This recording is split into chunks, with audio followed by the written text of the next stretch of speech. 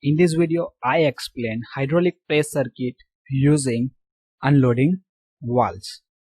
So here you see this is the diagrams of the hydraulic press circuit using the unloading valves. So here you see this part, it is the press machines. Okay, so this is the die holder, and on the die we putting the sheet metals. Sheet metals means is our workpiece in which we are performing the various operations. This is the punch holder, and the punch and punch holder is connected with this piston rod. Piston rod is connected with the pistons, and this is the double acting cylinder. That's why here the DAC is written. And these double acting cylinders have the two port.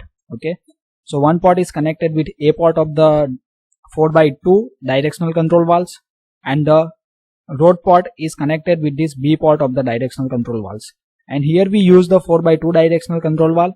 This symbol is indicate it is the manually operated and the spring return types. And the P port is connected with this pump, and the suction of the pump is connected with these reservoirs. And for operating the pump we require the motors. This is the relief valves, and this is the unloading valves. Okay, so during the working of these systems we understand what is the functions of the unloading valve. So first we understand first positions and the second positions of the directional control valves. Then after we move in a detail of unloading valves. So in a first position means here you see this image, it is actually for the first positions of the 4x2 DCV. Oil flow from P to A and B to T. So here you see this is a P port, and the oil is flow from P to A. That's why here the upper arrow is indicated. And here you see this is a downward arrow, means oil is flow from the B to T. T means it is the tank ports, P means the pressure ports. Hence the cylinder is extends and the punch is moving in a downward direction.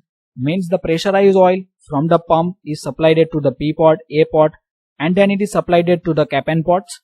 And this oil is apply some force on the piston, and piston is moving in a downward directions. Okay, so it is called as the extensions. And we know that when the punch is moving in downward directions, at that time they perform some work or perform the operations on the workpiece or a sheet metals. In a second positions, how we achieve the second position? So operator is press these levers and the directional control valve is move on the second positions. Okay, so in a second position you see that is the arrow line is there. Okay, means cross line is there. Okay, so P port is connected with the B port, and here the A port is connected with this T ports. Okay, so here written that the oil flow from P to B and A to T. Hence the cylinder is retract and the punch is moving in a upper direction. So when the oil coming from the pump is entering P port, from the P port it is a cross line, means P port is connected with B. So from the B port oil is supplied to the rod end ports, and this oil is applied the some pressures or a force on the piston, and piston is moving in upper directions, and it is called as the retractions of the cylinders. So during the downward strokes for the punching the sheet metal, the force required is very large, and hence the pressure relief valve is set for the higher pressures. So we know that when the punch is moving in a downward directions, at that time they perform the work, and for performing the work on the sheet metals the punch is required a higher force, and the higher force is achieved by the higher pressure. So we know that equation of the force is equal to pressures into area.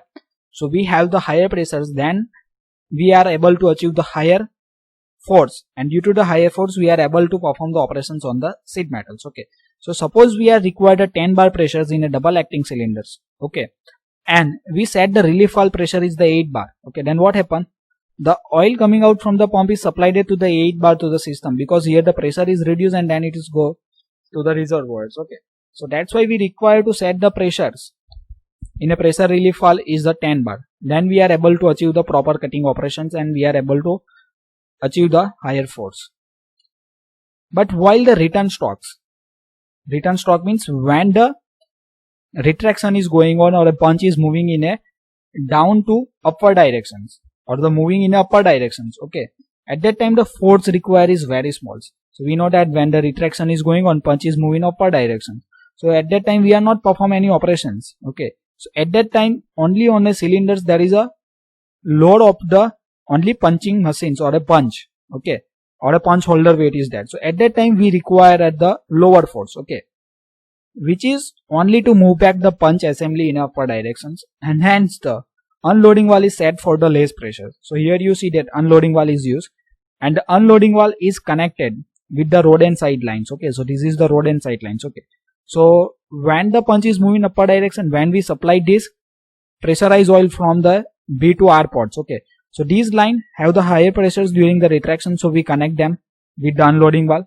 Okay, so at that time retractions we are also supplied the pressure oil with the pressure of the 10 bar, but we are not required a 10 bar pressures because we not need to perform that. Okay, so suppose we are supplied the oil with the 10 bar pressure, so at that time overheating is happens in the cylinders. Okay, so it is not desired things. So that avoiding these overheatings, and another disadvantage, we are putting the unloading valves, and the unloading valve is set with this lower pressure. Okay, so suppose to move the punch assembly in upper directions, we are required only 5 bars. Okay, so in the unloading valve we are set the 5 bars. Okay, that's why the unloading valve is set with the low pressures, and the pressure relief valve is set for the higher pressures, because at the actual operations we are required the higher pressures. So cylinder key is kept in a retract positions during the idle period of the machines, during the loading and unloading of the workpiece. So we know that when the one operation is done by the punch on the sheet metals, then we require some times to change the workpiece, or we require some times to change the sheet metals. Okay, so this is called as the idle times. Okay, so when these idle times, we need to hold the punch assembly in upper directions. Okay, that the punch is not continuously moving up and down, because for changing the sheet metals we require the more times. Okay, so at that time we need to hold the punch assembly in upper directions. Okay, so here same thing is written, the cylinder is kept in a retract positions, means we need to continue in a retract positions during the idle period of the machine, and the idle period means during the loading and unloading of the workpiece, so that oil flow back to the reservoirs at the very less pressures, thereby it's avoid the overheating of the oil and saves the powers. So thank you for watching this video. If you learned something, then like the video and subscribe my channels for watching the more video related to the OHP and other subject of the mechanical engineering, and don't forget to share with your friends. For the more video of the OHP, the link is provided in descriptions as well as in a playlist, and also the link is provided in a card. Card means on the top right screen of your mobile or laptop you see the I symbols.